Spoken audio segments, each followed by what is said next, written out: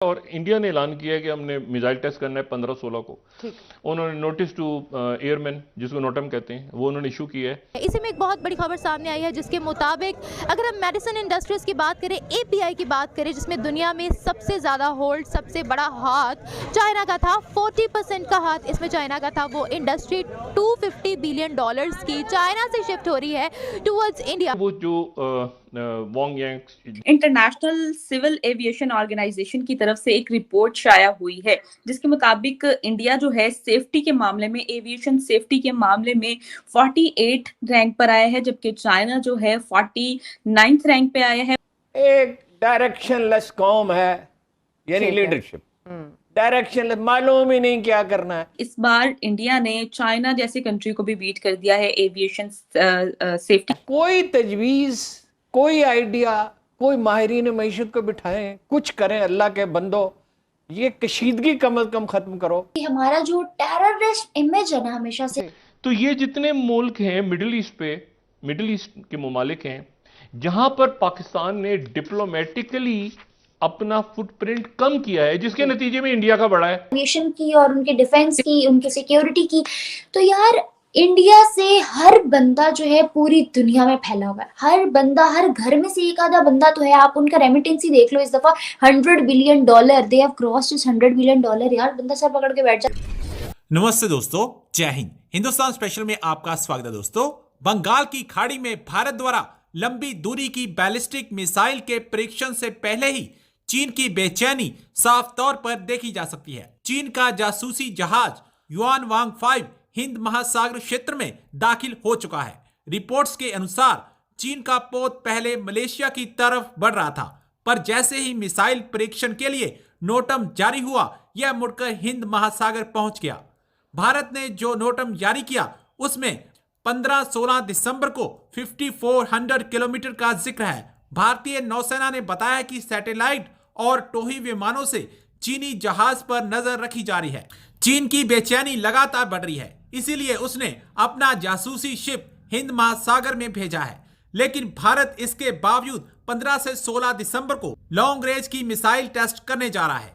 इस मिसाइल से पाकिस्तान और चीन की चिंताएं साफ तौर पर देखी जा सकती हैं।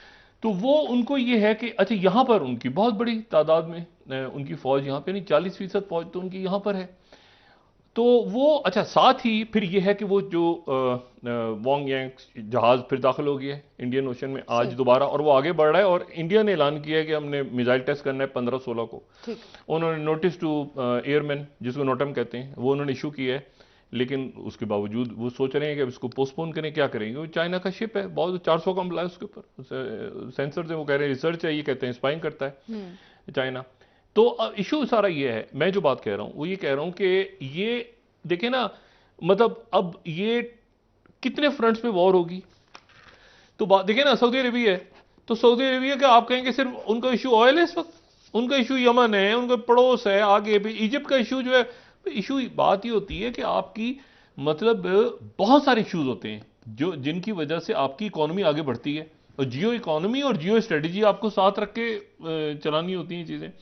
एक ये मिडिल ईस्ट पॉलिसी बनी हुई है पाकिस्तान के, उनके जहन में ये चीज है कि पाकिस्तान में जो नई लीडरशिप आई है, तो ये जितने मुल्क हैं मिडिल ईस्ट के ममालिक हैं, जहां पर पाकिस्तान ने डिप्लोमेटिकली अपना फुटप्रिंट कम किया है, जिसके नतीजे में इंडिया का बड़ा है। भाई आप इतने ज़हनी दबाव में हैं, वैसे तो पीटीआई भी आ गई तो आसानी से चीजें ठीक नहीं होंगी, इसलिए कि ये एक दिन की खराबी नहीं है। ये क़यामतें जो गुजर गई थी, अमानतें कई साल की।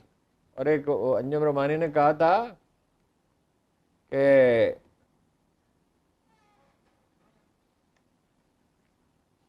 असर ख्वाब है अदा में अभी, नींद से गो नमाज बेहतर है, असर ख्वाब है अदा में अभी। एक डायरेक्शनलेस कौम है, यानी लीडरशिप डायरेक्शनलेस, मालूम ही नहीं क्या करना है। 7-8 महीने के बाद एक दिन पता चलता है रूस से तेल खरीदने वाले का आइडिया अच्छा था, वहां से जाते हैं, बाद में वापस आ जाते हैं। अरे भाई, कुछ अगर तुम्हें 10-15% कंसेशन भी देते, कोई 2-3 महीने का उधार ही कर लेते, ठीक है, तो आपके पास चीनी पड़ी हुई है, ठीक है, 1 बिलियन टन की चीनी है, और इंटरनेशनल मार्केट में कीमत बनती है 150 रुपए के करीब, हमारी मार्केट में है 90 रुपए। इसके ये एक अलग क्राइसिस पैदा होने वाला है कि गन्ने की कीमत वो कहते हैं ज्यादा मुकर्रर कर दी, वो बेचो चीनी। ठीक है। एक दिन शहबाज शरीफ साहब ने मुझसे पूछा क्या करें फॉरेन एक्सचेंज का मतलब, मैंने कहा ये यहाँ पे ये शरकपुर की तरफ पड़ी हुई जमीन, इसमें फार्म हाउसेस बना दें, उसमें पाबंदी लगा दें कि जरूर जानवर पाले जाएंगे, ठीक है, और जरूर अपना जो है वो या ज़राअत की जाएगी। रिपोर्ट के हवाले से यूनाइटेड नेशन ने उनकी एक रिपोर्ट शाया हुई है, इंटरनेशनल सिविल एविएशन ऑर्गेनाइजेशन की तरफ से एक रिपोर्ट शाया हुई है, जिसके मुताबिक इंडिया जो है सेफ्टी के मामले में, एविएशन सेफ्टी के मामले में 48 रैंक पर आया है, जबकि चाइना जो है 49th रैंक पे आया है। पाकिस्तान की बात करें तो पाकिस्तान को 100th रैंक मिली है, जबकि नेपाल को 102 रैंक मिली है। बांग्लादेश की बात करते हैं तो उनको 94 रैंक पर मिली है।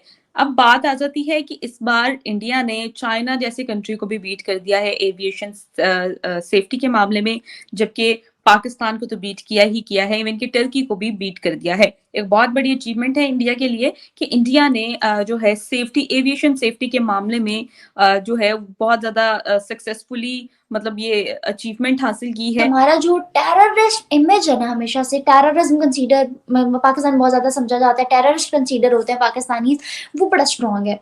उस पॉइंट ऑफ व्यू से डिफेंस को हमारे से रिलेट करना वैसे ही दुनिया ऐसे समझती है जैसे इनकी झूठी तारीफ करना। तो अगर इस वक्त रैंकिंग आई डोंट नो पहले तो किस बेस पे की, सेकंड ऑफ ऑल ये कि हमारे यहाँ अगर हम देखें कि पाकिस्तान में हमारी एयर बेसिस में क्या अपॉर्चुनिटीज होंगी। आपको बताऊं कुछ टाइम पहले 22,000 बिलियन डॉलर या पता नहीं 22 का कुछ का रेशो था जो गुजरात के अंदर उन्होंने एयरबेस के लिए पैसा वो किया है यार, पैसा इन्वेस्ट किया है पीएम मोदी ने।